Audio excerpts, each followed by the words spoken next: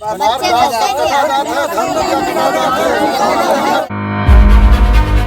Cut के नदी में समा गई है, कहीं भी जाते भी नहीं। बिजली है, न बत्ती है, न हम लोगों को यूनिवर्सिटी से निकास है।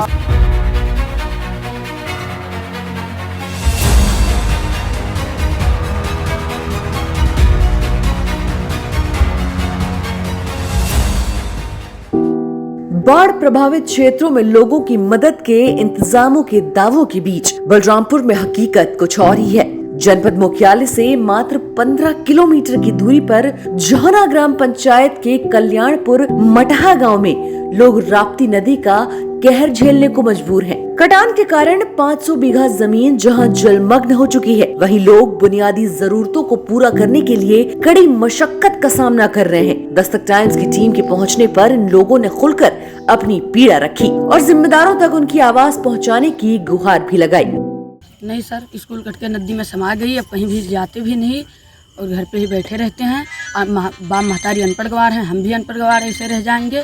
कोई यहाँ सुनवाई नहीं देता ना। आते हैं सर, वहाँ सरदारगढ़ मंदिर रहती है, वहाँ से आते हैं, लौट के चले जाते हैं। हम लोग जा भी नहीं पाते, चारों तरफ से। तो सरदारगढ़ मंदिर जाने के लिए आपको रास्ता है?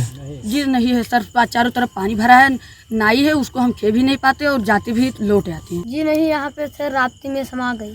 क्या समा गया राप्ती में? स्कूल। अच्छा, स्कूल कब राप्ती में समा गया? पर साल। अच्छा, तो आप लोगों को पढ़ाई लिखाई कैसे होती है? जी नहीं होते, मंदिर पे मास्टर लोग आते हैं फिर लौट जाते हैं। मैं सभी ही कभी कभी हालात उतने खराब नहीं होते जितना जिम्मेदार उसे बना देते हैं। कल्याणपुर मटहा गांव की भी यही स्थिति है। बुनियादी सुविधा के लिए पहले से अधिकारियों की उपेक्षा झेल रहे इन लोगों पर बाढ़ विपदा बनकर टूट पड़ी है। दस्तक टाइम्स की टीम जब मौके का जायजा लेने पहुंची तो पाया कि प्राथमिक स्कूल और मंदिर नदी में समा चुके हैं। गांव में जहां प्राथमिक स्वास्थ्य केंद्र तक नहीं है, वहीं सरकारी निशुल्क राशन के लिए भी ग्रामीणों को 15 किलोमीटर का चक्कर लगाना पड़ता है। अधिकारियों ने उन्हें हालात के भरोसे छोड़ रखा है।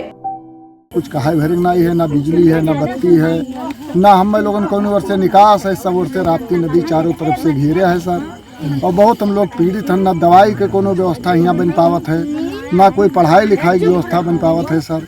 हम लोग बहुत उत्पीड़न हैं, हम लोग बहुत परेशान हैं, ना कोई अधिकारी यहाँ ध्यान देते हैं।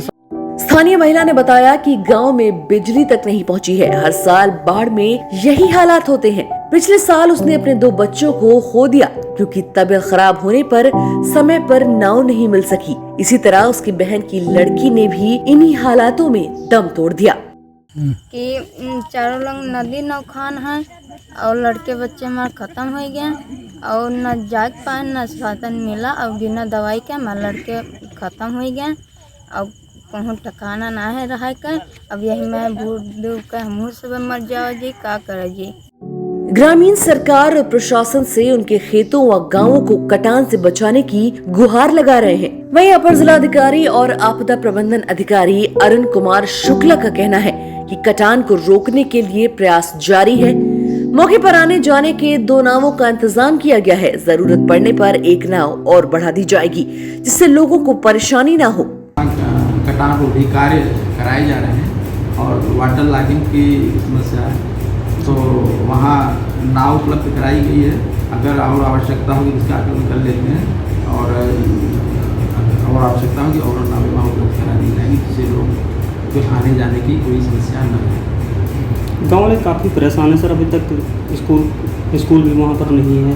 हाँ, उसका भी अभी बाढ़ जो कटान रोधी कार्य वहाँ चल ही रहा है और भी जिस तरह की कोई समस्या होती है उसका हम लोग उसके देख पर रास्ता भी नहीं सर, बहुत दूर से वहाँ पर देखते हैं। उसको वाटर लॉगिंग वजह से रास्ता इफेक्टेड हो जाता है, उसको दूर पाते कैसे उसका निदान हो सकता है। दूसरी ओर शासन के मुताबिक प्रदेश में सभी तटबंध सुरक्षित हैं। किसी भी प्रकार की चिंताजनक परिस्थिति नहीं है। राहत आयुक्त रणवीर प्रसाद के मुताबिक वर्षा प्रभावित जनपदों में सर्च एवं रेस्क्यू के लिए एनडीआरएफ, एसडीआरएफ और पीएससी की कुल 39 टीमें तैनात की गई हैं। इसके साथ ही 1133 नावें बाढ़ प्रभावित क्षेत्रों में लगाई गई हैं। 409 मेडिकल टीमें भी काम कर रही हैं। एनडीआरएफ, एसडीआरएफ ने 536 लोगों को सुरक्षित स्थान तक पहुंचाया है। राज्य में अब तक 7,000 से अधिक ड्राई राशन किट वितरित किए गए हैं। प्रदेश में 828 बाढ़ शरणालय और 976 बाढ़ चौकी हालात पर नजर बनाए हुए हैं।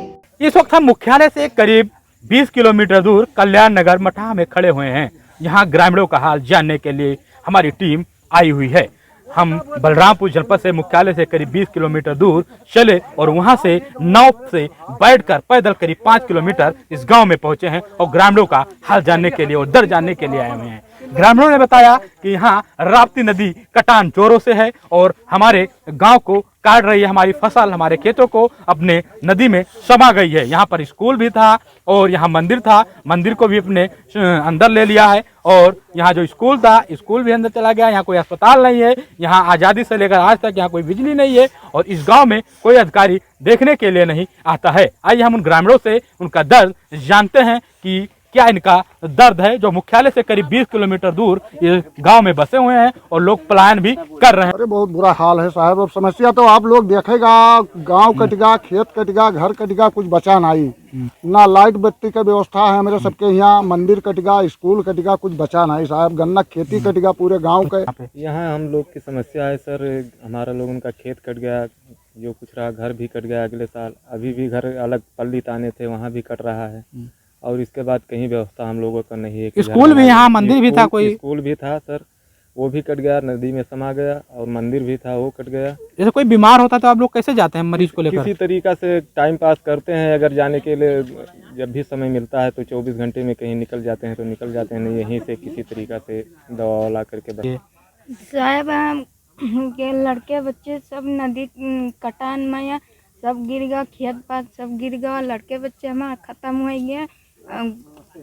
दवाई नहीं करा लेके जा पाए, बहन के बिटिया लेके आए तो खत्म हो गई है और दवाई नहीं करा पाए। बलरामपुर से दस्तक टाइम्स के लिए अमित कुमार की रिपोर्ट। ताजा तरीन खबरों के लिए सब्सक्राइब करना ना भूलें दस्तक टाइम्स। बेल आइकन दबाकर पाएं देश विदेश की लेटेस्ट खबरों की नोटिफिकेशन।